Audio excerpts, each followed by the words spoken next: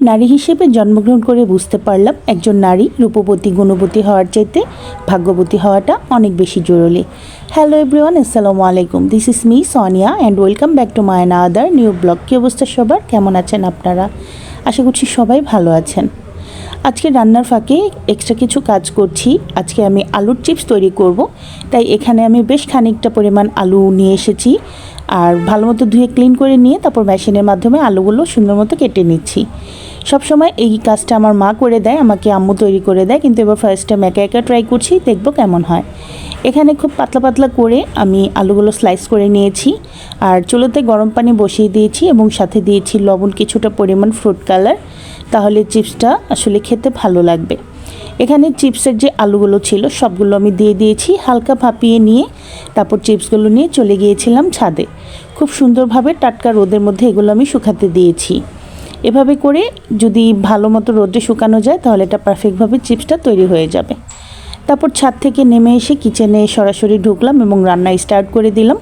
আজকে সিম্পল কিছু খাবার রান্না করব, কারণ মাছ মাংস খেতে খেতে কেমন যেন একঘেয়েমি লাগছে। এজন্য আজকে লাউ রান্না করব মাছ দিয়ে, আর শুটকি রান্না করব, যেটা আমার খুব বেশি পছন্দের। আর বাচ্চারা তো আসলে মাছ খেতে চাইবে না, ওদের জন্য একটু ডিম ভাজি করে নেব এটাই ভেবেছি।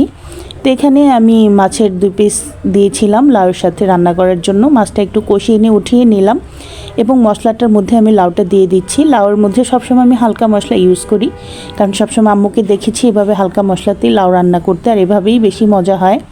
তো যাই হোক, মশলার মধ্যে লাউটা কষিয়ে নিয়ে মাছ দুটো আমি বেছে নিয়েছিলাম আর সাথে কাঁচামরিচ দিয়ে পরিমাণ মতো একটু পানি দিয়ে দিলাম।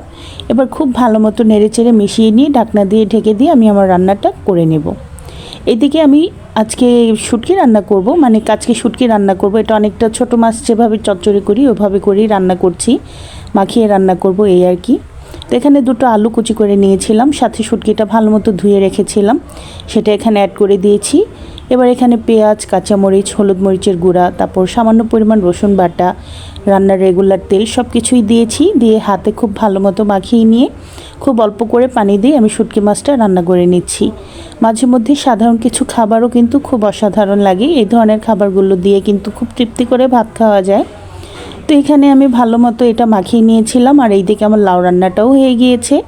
এখানে আমি একটু ধনিয়া পাতা কুচি দিয়ে দিচ্ছি, দিয়ে তারপর আমি আমার রান্নাটা শেষ করে ফেলবো।